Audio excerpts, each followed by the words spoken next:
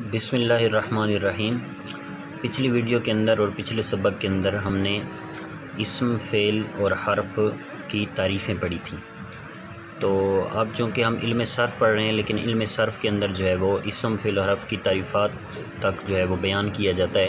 इनकी जो अलामतें हैं, इस्म की अलामात हो गई, फ़ेल की अलामात हो गई, जिसके ऊपर पिछली वीडियो में बयान किया गया था कि अलामात क्या होती हैं। तो इस्म की अलामात हो गई पहचानने के लिए, फ़ेल की पहचानने की अलामात हो गई, हर्फ़ की पहचानने की अलामात हो गई। ये आम तौर पर इल्म सर्फ़ की किताबों में बयान नहीं किया जाता। इल्म सर्फ़ की किताबों में सिर्फ़ इस्म, फ़ेल और हर्फ़ की तारीफ़ बयान की जाती है। लेकिन हम जो है वो इसको इल्म सर्फ़ के सबक के अंदर जो है वो इसको हम पढ़ेंगे, इस्म की अलामात, फ़ेल और हर्फ़ की अलामात को पढ़ेंगे, इसलिए कि इसमें इस्म, फ़ेल और हर्फ़ को पहचानने में आसानी हो जाती है। इन अलामात के ज़रिए आदमी आसानी से कोई भी कलिमा हो तो उसके बारे में आसानी से कह सकता है कि ये इस्म है या फ़ेल है या हर्फ़ है। तो अब भी हम इंशाअल्लाह अज़्ज़ व जल इनको पढ़ते हैं। तो पहले हम पढ़ते हैं इस्म की अलामात। तो इस्म की वैसे तो अलामात बहुत ज़्यादा हैं, लेकिन हम कुछ अलामतें पढ़ेंगे कि जो है मुब्तदी तलब इल्मों को समझ आ सकें। तो उस लिहाज से और उनके ज़हान के मुताबिक हम यहाँ इस्म की चंद अलामात पढ़ेंगे जो कि आसान है और हर एक को समझ आ सकती हैं। तो सबसे पहले इस्म की अलामत है अलिफ लाम का होना। अब अलिफ लाम से मुराद एक उसकी ख़ास शक्ल है, वो ये है कि अल की शक्ल बनी हो। जैसे मैं मिसाल देता हूँ, अल कलम। तो इस तरह की शक्ल वाला अलिफ लाम अगर किसी कलिमे, अरबी कलिमे पर आ जाए तो ये इस बात की अलामत होती है कि वो अरबी कलमा फ़ेल या हर्फ नहीं है, बल्कि वो अरबी कलमा इस्म है। और इस्म क्या होता है उसकी तारीफ़ आपने पढ़ ली है कि जो अपना माना ख़ुद ज़ाहिर करे, ख़ुद बता सके और समझ आ सके, और उसके अंदर कोई ज़माना किसी तरह का भी माजी, हाल, मुस्तक़बिल में से ना पाया जाए। तो अब उसकी ये एक ज़ाहिरी अलामतें हैं कि अगर किसी को इस्म की तारीफ़ नहीं आती, लेकिन अगर वो ये अलामतें याद कर ले तो इन अलामतों के ज़रिए वो किसी भी कलमे को पहचान सकता है कि ये कलिमा इस्म है। तो पहली अलामत है अलिफ लाम यानी अल का होना। और ये याद रहे कि ये अल तब पढ़ा जाएगा जब पीछे इसके कोई और कलिमा वग़ैरह ना हो। अगर पीछे कोई और कलिमा होगा तो इस सूरत में अलिफ़ पर कोई हरकत नहीं पड़ी जाएगी। जैसे अल कलम है, तो अब मैं पढ़ता हूँ कि फ़िल कलम, फ़िल कलमी, या मैं पढ़ता हूँ अल कलम को वल कलम। तो अब इस दोनों मिसालों में देखें, शुरू में जब मैं वो ले आया, ठीक है, या शुरू में मैं जो है वो फ़ी ले आया, तो अब यहाँ पे अलिफ़ कर हमने कुछ भी नहीं पढ़ा, यानी जैसे कि फ़िल कलम। अब देखें डायरेक्ट लाम का तलफ़ुज़ हो रहा है, अलिफ़ का तलफ़ुज़ नहीं हो रहा। तो अल कलम यानी अलिफ़ लाम पर, हमज़ा पर शुरू में जो अलिफ ज़बर है वो तब आएगी कि जब कोई पीछे किसी से ये मिल ना रहा हो, लफ्ज़ इब्तिदाई इसी से हो रही है। तो अलिफ़ लाम ये एक इस्म की अलामत है। उसके बाद हम दूसरी अलामत की तरफ आते हैं। तो इस्म की दूसरी अलामत है हर्फ़ जर का होना। हर्फ़ जर जो हैं वो 17 हैं, इंशाअल्लाह वो आगे हम पढ़ेंगे। उनमें से चंद मैं आपको बता देता हूँ कि अरबी के अंदर हर्फ़ जर कौन से होते हैं। तो उनमें से एक तो मिसाल के अंदर इन्होंने दिया हुआ है कि फ़ी दारिन। अब फ़ी एक कलिमा है और दारिन ये एक दूसरा कलिमा है। अब इसमें ये जो फ़ी है, ये फ़ी हर्फ़ जर है। तो ये हर्फ़ जर का होना ये इस्म की अलामत हुआ करता है। तो चंद और हर्फ़ जर हैं, जैसे मिन हो गया, मिन भी हर्फ़ जर है। इसी तरह जो है वो इला हो गया, इला भी हर्फ़ जर है। तो लिहाजा अगर दारिन से पहले फ़ी आ जाए, फ़ी दारिन, या मिन आ जाए, मिन दारिन, इला आ जाए, इला दारिन, इस तरह काफ भी हर्फ़ जर है। जैसे आ जाए कद दारी या का दारिन, तो ये भी हर्फ़ जर है। तो ये चंद हर्फ़ जर मैंने आपको गिनवाए हैं। तो हर्फ़ जर का होना ये भी इस्म की अलामत है, यानी किसी भी कलमे के शुरू में हर्फ़ जर आ रहा हो तो ये अलामत होती है इस बात की कि वो जो कलिमा है, कोई भी कलमा है जिससे पहले हर्फ़ जर है, यानी जिससे मसलन कोई भी कलमा है उससे पहले फ़ी है, मिन है, इला है, का है, तो ये अलामत होगी इस बात की कि वो जो कलिमा है जिससे पहले ये हरूफ आ रहे हैं वो कलिमा इस्म कहलाएगा। इस्म की तीसरी अलामत पढ़ते हैं। इस्म की तीसरी अलामत है जर का होना। जर का होना, जी हाँ, ये भी इस्म की एक अलामत है। जर का मतलब क्या होता है? आम जर का मतलब है कि ज़ेर का होना, ज़ेर का पाया जाना। तो किसी भी इस्म के आखिर में, किसी भी इसम के आखिर में ज़ेर आ रही हो, चाहे वो एक ज़ेर हो या दो ज़ेर हों, तो इसको जर कहा जाता है। जैसे वलदु ज़ैदिन, अब इसमें आप देखें वलद को देखें तो इसके आखिर में पेश है, लेकिन ज़ैदिन को देखें तो इसके आखिर में दो ज़ेर हैं। तो ये दो ज़ेर या एक ज़ेर का आ जाना ये भी इसम की अलामत होती है। लिहाजा वलदु ज़ैदिन में अगर हमसे कोई पूछेगा कि भाई आप यहाँ पे ज़ैदिन के बारे में बताएं कि ये इसम है, फ़ेल है या हर्फ है, तो हम क्या कहेंगे कि ये इसम है। अब वो पूछेगा क्यों इसम है, तो हम कहेंगे कि यहाँ इसम की एक ज़ाहिरी अलामत पाई जा रही है, वो है ज़ेर का होना, दो ज़ेर का होना, तो लिहाजा ये हम उसको बता सकेंगे। उसके बाद चौथी अलामत इसम की है तनवीन का होना। तो ये जो तनवीन है ये भी इसम की अलामत है। तनवीन का क्या मतलब है, जहाँ एक ज़बर है वहाँ दो ज़बर हो, यानी दो ज़बर जो है इसको तनवीन कहा जाता है। दो पेश हों, एक पेश ना बल्कि दो पेश हों, इसको तनवीन कहा जाता है। इस तरह दो ज़ेर हों, इसको तनवीन कहा जाता है। तो दो ज़बर, दो ज़ेर, दो पेश, ये तनवीन होते हैं। तो ये जहाँ पाई जाएँ तो हम समझ लेंगे कि ये इसम है। तो जैसे राजुलन, अब राजुलन के आखिर में देखें कि दो पेश आ रहे हैं, तो ये सब दो पेश हैं, तो ये दो पेश अलामत इस बात की कि ये क्या है, इसम है। क्यों? क्योंकि दो पेश तनवीन होती है और तनवीन आखिर में आ जाए तो ये अलामत होती है कि ये जिसके आखिर में आई ये तनवीन वो कलिमा इसम है। और एक और बात कि कभी कभी ऐसा भी होता है कि एक ही कलिमे में इसम के दो तीन अलामात भी पाई जा सकती हैं। जैसे अगर थोड़ा सा हम पीछे देखें अलामत नंबर 2 में फ़ी दारिन, इस मिसाल में हम देखें तो दारिन में इसम की दो अलामतें पाई जा रही हैं, दो नहीं बल्कि तीन अलामतें पाई जा रही हैं। कौन कौन सी? एक तो शुरू में हरफ़े जर आया हुआ है, जैसे मैंने आपको बताया था कि फ़ी हरफ़े जर है। दूसरी अलामत इसमें है जर का होना, दारिन के नीचे ज़ेर है यानी ज़ेर का होना, ये दो अलामतें पाई गई। और तीसरी अलामत क्या है, तनवीन का होना, यानी दो ज़ेर, दो ज़बर, दो पेश, तो यहाँ दारिन के ऊपर दो ज़ेर हैं। तो दारिन में एक ही कलीमे में इसम की तीन अलामतें पाई जा रही हैं, तो ये तीन अलामतें भी इसम की पाई जा सकती हैं।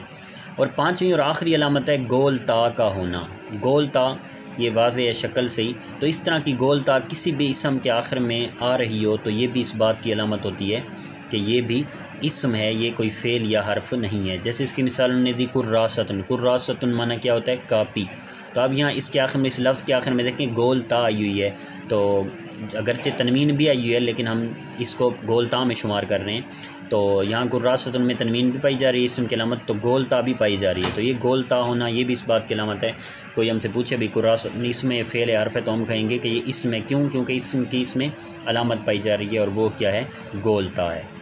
तो ये चंद इसम की आसान अलामात जो हैं ये हमने पढ़ ली हैं, समझ ली हैं। उसके बाद एक फ़ायदा याद कर लें कि अलिफ लाम और तनवीन एक इसम में जमा नहीं हो सकते। अलिफ लाम जो शुरू में हमने बयान किया था, यानी अलिफ लाम का होना ये इसम की अलामत है।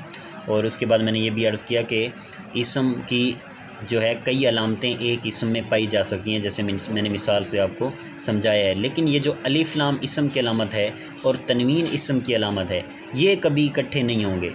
किसी भी इसम में या तो अलिफ लाम आएगा या फिर तनवीन आएगी, इन दोनों में से एक आ सकता है, दोनों कहीं भी जमा नहीं हो सकते। जैसे राजुलन है, तो अब जब हमने राजुलन आखिर में दो पेश पढ़ लिए, लिहाजा हम अर राजुलन नहीं पढ़ सकते। हाँ, अगर आप अर राजुल अलिफ लाम लाना चाहते हो तो उस सूरत में आखिर में तनवीन को हटाना पड़ेगा और बोलना पड़ेगा अर राजुलू। तो ये एक अहम बात थी कि अलिफ लाम और तनवीन एक इसम में जमा नहीं हो सकते। तो ये थी इसम की अलामात। अब हम फ़ेल की अलामात पढ़ते हैं कि जिनके ज़रिए से हमें पहचान हो जाएगी कि ये कलीमा फ़ेल है। तो फ़ेल की एक ता तीन, यानी पहली तीन अलामतें फ़ेल की हैं, उनमें से एक है कद। ये जो लफ्ज़ कद है ये किसी भी अरबी कलमे के शुरू में आ जाए तो ये इस बात की अलामत होती है कि वो अरबी कलमा फ़ेल है। जैसे इसकी मिसाल यहाँ लिखी हुई है, कद सामिया। अब आप देखें सामिया से पहले कद आया हुआ है, तो आप समझ लीजिए कि ये जो कद है जिससे पहले है यानी सामिया से, ये वाला कलिमा फ़ेल है। दूसरी अलामत है सीन का होना। ठीक है, सीन। तो सीन का होना किसी भी कलिमे के शुरू में, ये भी इस बात की अलामत होती है कि वो कलिमा फ़ेल है। जैसे दूसरे नंबर की मिसाल अब देखें, सयालमू, सयालमू।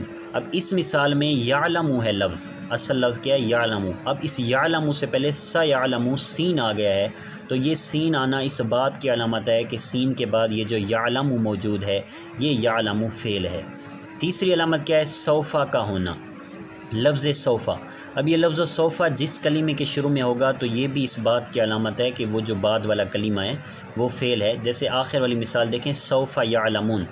अब ये सौफ़ा यअलमून में यअलमून जो है ये फ़ेल है। क्यों? क्योंकि इसके शुरू में सौफ़ा आ गया है। तो शुरू में कद आ जाए किसी भी कलमे के, या सीन आ जाए, या सौफ़ा आ जाए, तो ये तीन हैं इसम की अलामात, और इनसे अंदाज़ा हो जाएगा कि आगे वाला कलीमा इसम फ़ेल है। ये फ़ेल की अलामात हैं। अब हम चौथी अलामत पढ़ते हैं फ़ेल की। फ़ेल की चौथी अलामत है माज़ी। चौथी अलामत क्या है फ़ेल की? माज़ी होना। अब माज़ी होने का क्या मतलब है? माज़ी होने का मतलब क्या है कि कोई भी कलिमा कि जिसके अंदर ज़माना माज़ी मौजूद है, ऐसा कलमा जिसके अंदर ज़माना माज़ी मौजूद है, तो ये माज़ी हो। और माज़ी होना ये किसकी अलामत है? फ़ेल की अलामत है। जैसे कि ज़हाबा है। अब ज़हाबा का माना है वो गया, यानी मतलब क्या है कि वो चला गया है। जब वो कोई शख्स चला जाए तो उसके बारे में कहा जाता है कि ज़हाबा वो गया। अब ये माज़ी है, तो माज़ी होना ये भी किसकी अलामत है? फ़ेल की अलामत है कि कोई भी इसम जो है या कोई भी हर्फ है वो माज़ी नहीं होगा।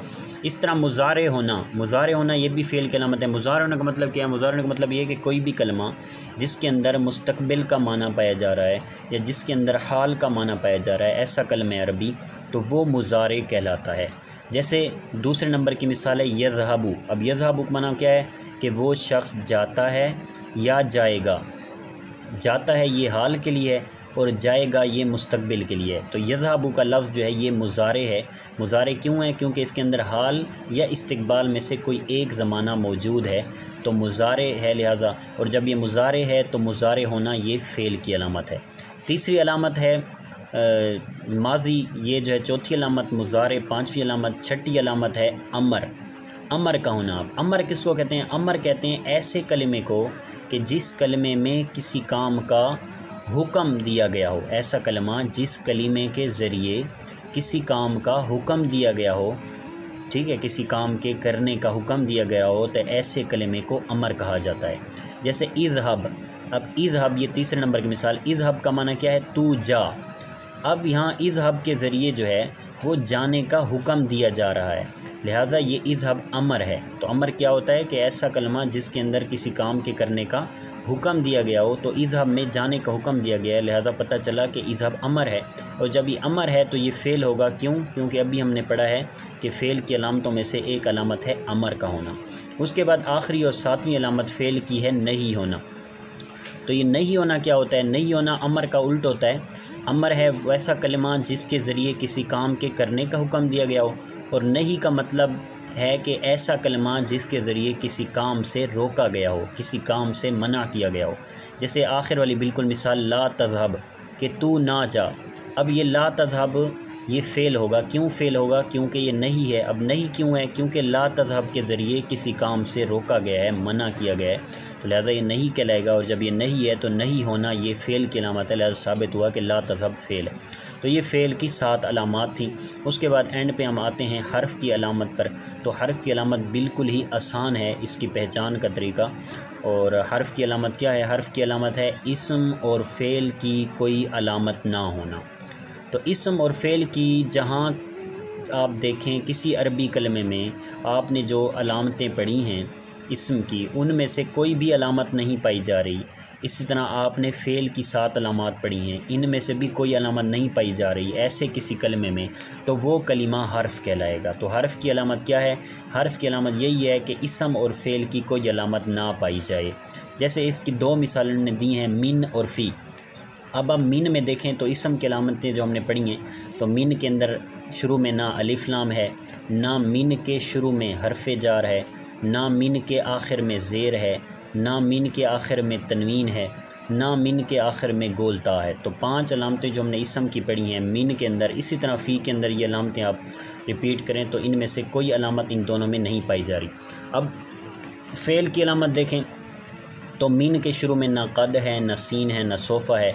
और मिन ना माजी है, ना मुज़ारे है, ना अमर है या नहीं है, कि मिन के अंदर ना कोई ज़माने माजी है, ना मिन से जो है वो मुस्तक़बिल वाला माना लिया जा रहा है, ना मिन से किसी काम का हुक्म दिया जा सकता है, ना मिन में किसी काम से मिन के ज़रिए से मना किया जा सकता है और ना ही मना किया जा रहा है। तो मिन और फ़ी, इसमें जब हमने देखा कि इस्म की भी अलामतें नहीं हैं, फ़ेल की भी अलामतें नहीं हैं, तो इस्म और फ़ेल की अलामत का ना होना ये हर्फ़ की अलामत है। तो ये था हमारा आज का सबक, जिस सबक के अंदर हमने इस्म, फ़ेल और हर्फ की पहचानने की अलामतों को पढ़ा है। अल्लाह ताला हमें याद रखने की तौफ़ीक अता फरमाए।